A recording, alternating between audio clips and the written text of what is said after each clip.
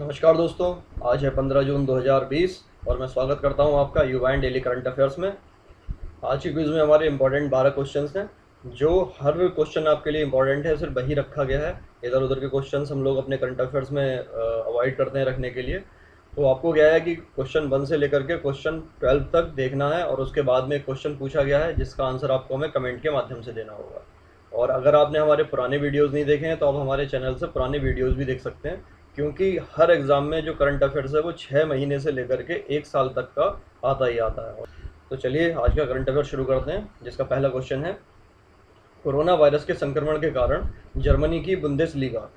अब यहाँ पर जो है ये बुंदेसलीगा है, कई जगह पर ये बुंडेसलीगा भी लिखा हुआ है, और तो आपको इस पर कन्फ्यूज़ नहीं होना है। तो क्या है, फुटबॉल लीग शुरू होने के बाद यूरोप की दूसरी सबसे बड़ी लीग ला लीगा की शुरुआत हो गई है। आपको बताना है कि ला लीगा किस देश की फुटबॉल लीग है। ऑप्शन देख लेते हैं। ए है जर्मनी, बी है ब्रिटेन, सी है स्पेन और डी है फ्रांस।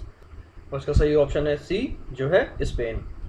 देखिए, स्पेनिश फुटबॉल लीग, जिसका नाम क्या है, ला लीगा, की 3 महीने के बाद 12 जून से वापसी हो गई है, और जिसके पहले मैच में सोविला ने क्या किया है कि अपने स्थानीय प्रतिद्वंदी रियल बेटिस को 2-0 से हराया है।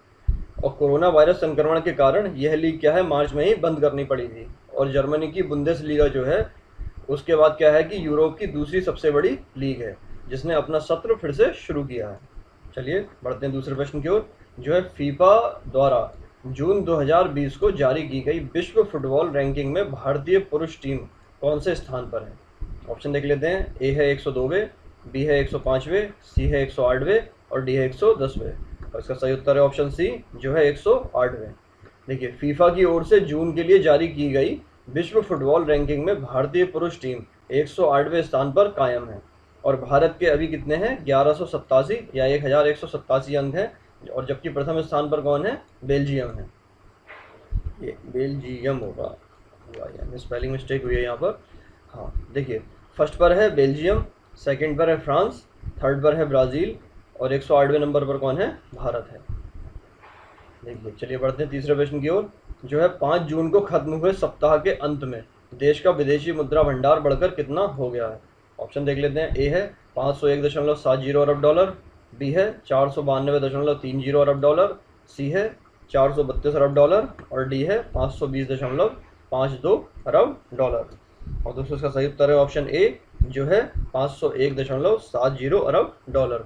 चलिए बढ़ते हैं चौथे प्रश्न की ओर, जो है हाल ही में जारी की गई पर्यावरण निष्पादन सूचकांक 2020 में भारत को कौन सी रैंकिंग मिली है।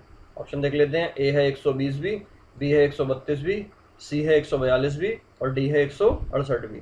और दोस्तों इसका सही उत्तर है ऑप्शन डी, जो है 168वीं। चलिए बढ़ते हैं इसकी व्याख्या की ओर। पर्यावरण निष्पादन सूचकांक विश्व आर्थिक मंच के सहयोग से येल और कोलंबिया विश्वविद्यालय द्वारा जारी किया जाता है, और वर्ष 2020 में इस सूचकांक में 180 देशों को शामिल किया गया था। और इस सूचकांक में प्रथम स्थान पर कौन था, डेनमार्क था। देखिए, फर्स्ट पर डेनमार्क था, सेकंड पर लग्जमबर्ग था और थर्ड पर था स्विट्जरलैंड। और इस सूचकांक में भारत जो है उसको कौन सा मिला है, 168वां स्थान प्राप्त हुआ है। और सबसे निचले पर है लाइबेरिया, मतलब 180वें स्थान पर है।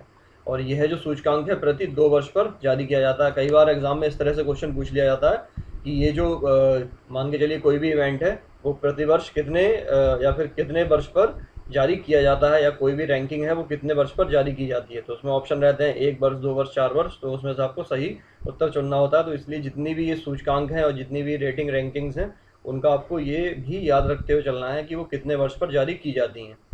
देखिए, वर्ष 2018 में जो भारत की रैंकिंग थी वो कितनी थी, 177वीं। चलिए बढ़ते हैं पांचवें प्रश्न की ओर, जो है हाल ही में पूरी तरह से डिजिटल होने वाला पहला निर्माण क्षेत्र कौन सा हो गया है। ऑप्शन देख लेते हैं। ए है भारतीय राष्ट्रीय राजमार्ग प्राधिकरण या फिर NHAI, सेकंड है Bharat petroleum corporation limited BPCL, और सी है Hindustan petroleum corporation limited HPCL, और डी है उपरोक्त में से कोई नहीं।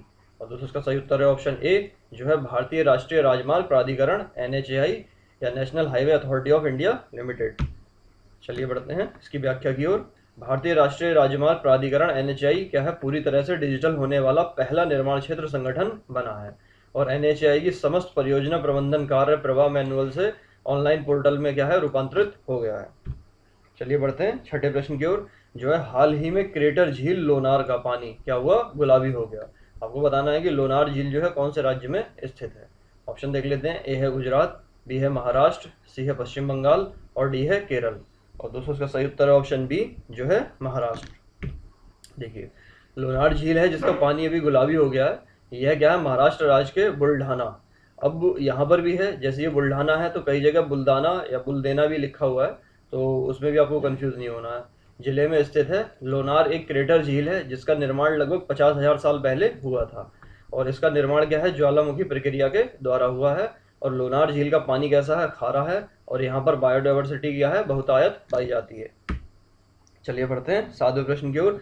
जो है हाल ही में भारत के सर्वोच्च न्यायालय ने स्पष्ट किया है कि आरक्षण का अधिकार संविधान में प्रदत्त मौलिक अधिकार नहीं है।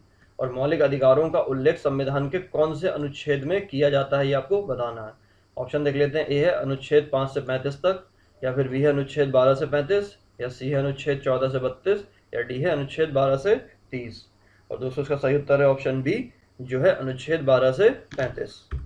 देखिए सुप्रीम कोर्ट ने स्पष्ट कहा है कि देश में जो आरक्षण का अधिकार है संविधान में प्रदत्त मौलिक अधिकार नहीं है। और सर्वोच्च न्यायालय ने तमिलनाडु में मेडिकल सीटों में ओबीसी के लिए अलग से 50% आरक्षण मांगने वाली विभिन्न राजनीतिक दलों की याचिका सुनने से इनकार कर दिया है। और अनुच्छेद 32 के तहत याचिका क्या है कि मौलिक अधिकारों के उल्लंघन के मामले में ही दायर की जा सकती है। और मौलिक अधिकारों का उल्लेख जो है वो भारतीय संविधान के अनुच्छेद 12 से लेकर के 35 के बीच किया गया है। चलिए बढ़ते हैं 8वें प्रश्न की ओर। जो है हाल ही में कौन से राज्य के पर्यावरण मंत्रालय का नाम बदलकर पर्यावरण और जलवायु मंत्रालय रखा जाएगा। ऑप्शन देख लेते हैं, ए है महाराष्ट्र, बी है गुजरात, सी है तमिलनाडु, डी है हिमाचल प्रदेश। और दोस्तों इसका सही उत्तर है ऑप्शन ए जो है महाराष्ट्र। चलिए बढ़ते हैं 90वें प्रश्न की ओर। जो है हाल ही में organisation for economic cooperation and development जो है OECD के अनुसार वित्त वर्ष 2020-21 में भारतीय अर्थव्यवस्था कितने प्रतिशत कम हो सकती है। ऑप्शन देख लेते हैं, ए है 7.3%, बी है 6.5%, सी है 7.2% और डी है 6.9%। और दोस्तों इसका सही उत्तर है ऑप्शन ए जो है 7.3%।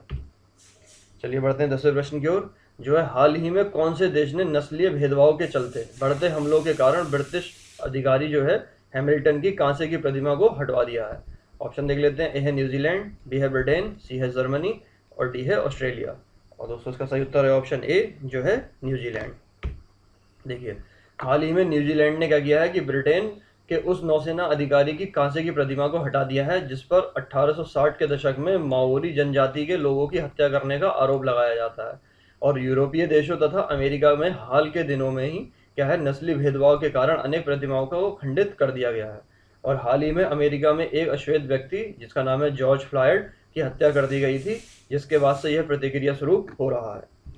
चलिए बढ़ते हैं 11वें प्रश्न की ओर। जो है हाल ही में भारतीय आयुर्विज्ञान अनुसंधान परिषद ने क्या है कोविड-19 जांच केंद्र का पता बताने के लिए कौन सी कंपनी के साथ करार किया है।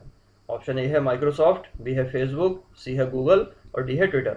और इसका सही उत्तर है ऑप्शन सी जो है गूगल।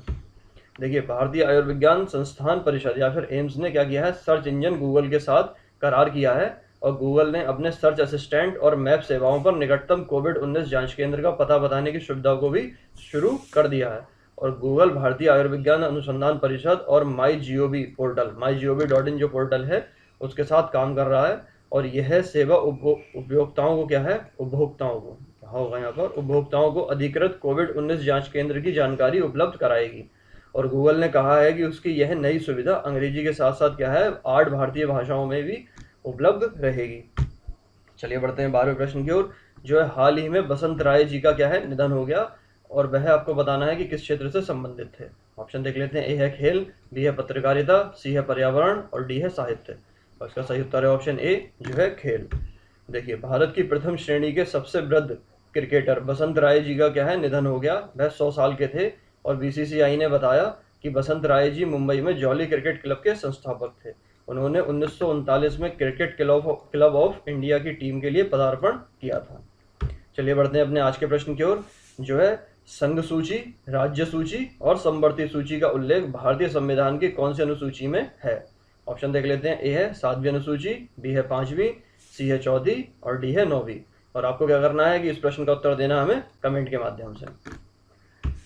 तो आज के अंक में इतना ही। अगर आपको वीडियो पसंद आया तो इसे लाइक कीजिए। बाकी आप अपना जो उत्तर है वो कमेंट के माध्यम से दीजिए। साथ साथ आप हमें अपनी फीडबैक भी दे सकते हैं और इस वीडियो को अपने फ्रेंड्स के साथ शेयर कीजिए, जिससे उन्हें भी इसका पूरा बेनिफिट मिल सके। और अगर आप हमारे चैनल पर नए हैं तो इसे सब्सक्राइब कीजिए, जिससे क्या है कि आने वाले जो भी वीडियोज़ हैं उसकी नोटिफिकेशन आपको मिलती रहे।